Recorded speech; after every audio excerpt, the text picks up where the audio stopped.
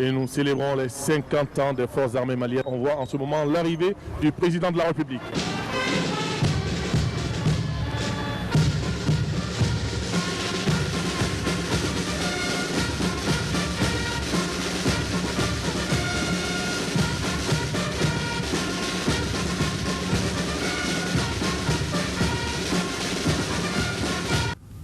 Le 20 janvier 2011, cinquantenaire de l'armée nationale du Mali, a été l'occasion réussie de nos forces armées de montrer à la face du monde, dans un impressionnant exercice interarmé, leur niveau de préparation et leur capacité opérationnelle.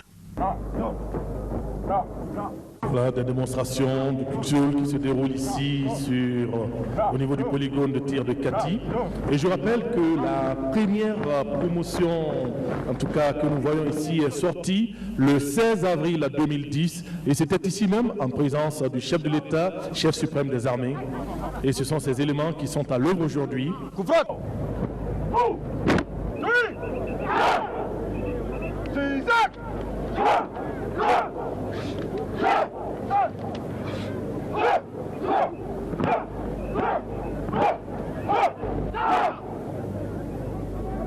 Les attaques de face.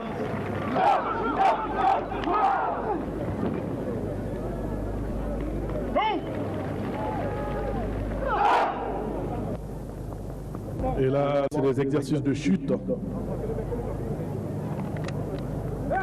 Et là, c'est un exercice de pure concentration.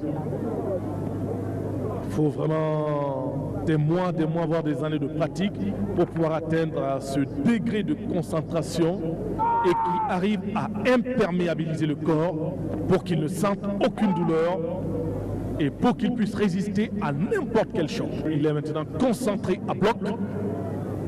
On le met sur les planches. Et là, c'est une démonstration de concentration exceptionnelle.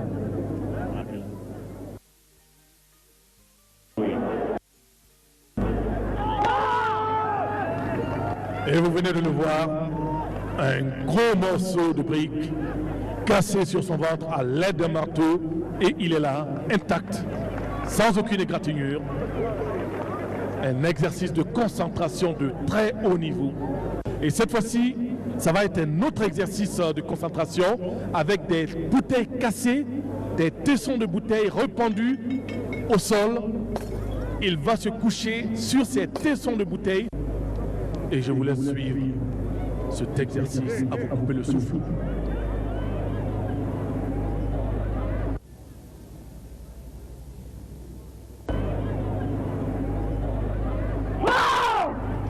Et voilà, le béton a été brisé et il se relève.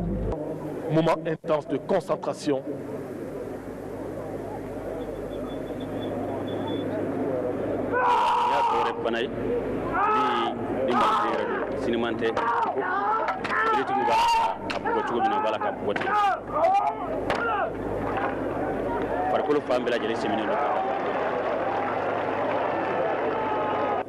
Six commandos qui sont en train d'aller pour aller se positionner. Ils ont des PM, des pistolets mitrailleurs et 2 FM. Et ils vont faire des tirs qui vont dévoiler la devise du Mali, un peuple, un but, une foi.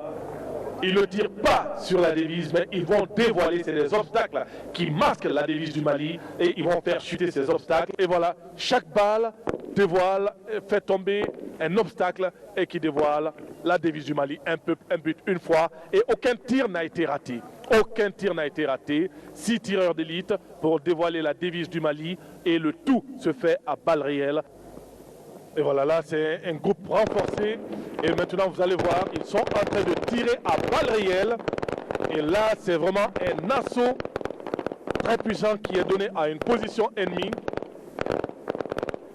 Chacun a une position, ils vont en diagonale, en horizontale, ils vont dans toutes les positions, mais personne n'est touché par, en tout cas, un tir ami, comme on le dit.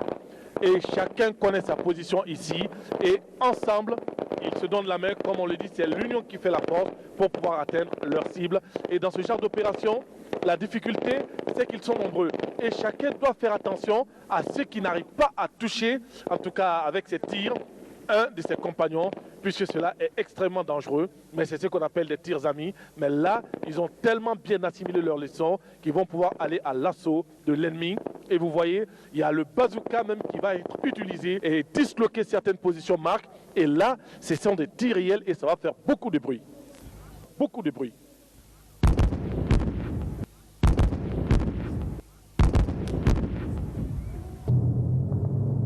Simultanément, pendant que l'artillerie est en train de tirer, l'escadron blindé mixte va commencer son mouvement à partir de la base de démarrage, de la zone de démarrage.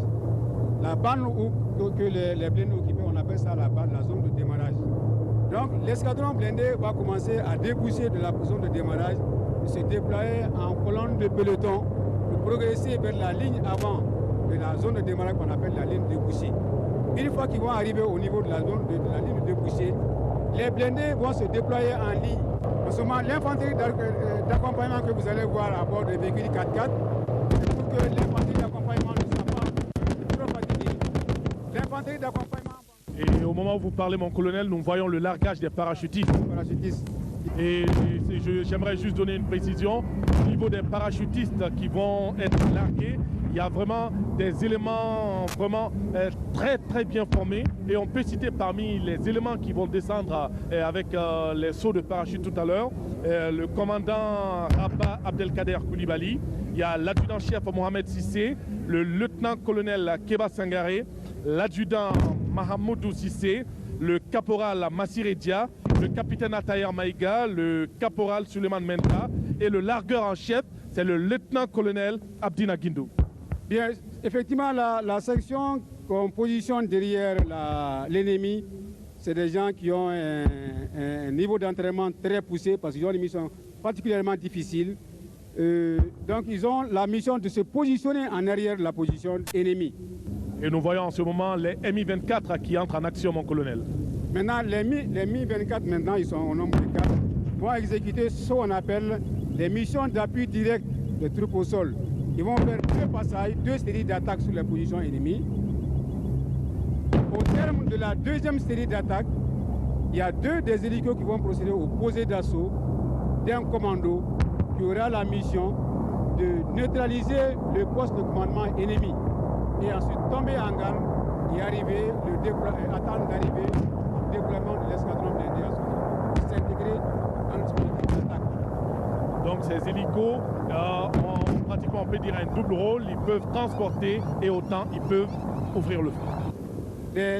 Les bazookas qui sont dans les trous sont également là pour prêter main forte aux blindés qui progressent. Nous avons des blindés, l'ennemi aussi a des blindés, l'ennemi a des bazookas. Chacun essaie d'utiliser au mieux qu'il peut les armes qu'ils ont en possession pour causer le maximum de pertes. Les hommes qui viennent savent qu'ils viennent faire un combat et dans un combat, alors là, on peut détruire comme on peut être détruit. Effectivement. Et là, c'est vraiment une vaste opération et cela demande tellement de coordination que la moindre petite erreur peut être préjudiciable. Et là, je peux dire à mon colonel que cela nous a demandé des jours et des jours, voire des semaines de préparation. L'accompagnement ne sera pas trop fatigué. L'infanterie d'accompagnement des forces, il faudrait un volume de force beaucoup plus important. Généralement, on utilise un rapport 3 sur 1. Mais puisque ce rapport 3 sur 1 n'est pas réalisé chez nous ici, on a préféré jouer avec une unité interarmée. Et cela permet de rétablir ce rapport des forces et de faire pencher la balance du rapport des forces du côté des amis. Donc là, on voit en tout cas les forces d'appui qui sont arrivées, les chars qui continuent toujours sur les images. On voit qu'ils ouvrent toujours le feu et ils sont en train de progresser actuellement certainement. Ils ont déjà pu atteindre le PC de l'ennemi. Le PC de l'ennemi est détruit maintenant. Ils sont en train de progresser vers la dernière position, de procéder à la fouille de la position et de neutraliser les éléments qui n'ont pas encore été. Je voudrais tout simplement dire, il y en a qui nous ont posé la question à savoir, mais pourquoi le Mali ne veut pas se battre? Est-ce qu'ils ont les moyens de le faire? Chaque matin, on ne fait qu'entendre de tels propos. Je voudrais leur dire que ma réponse est cet exercice. Le reste, on verra plus tard.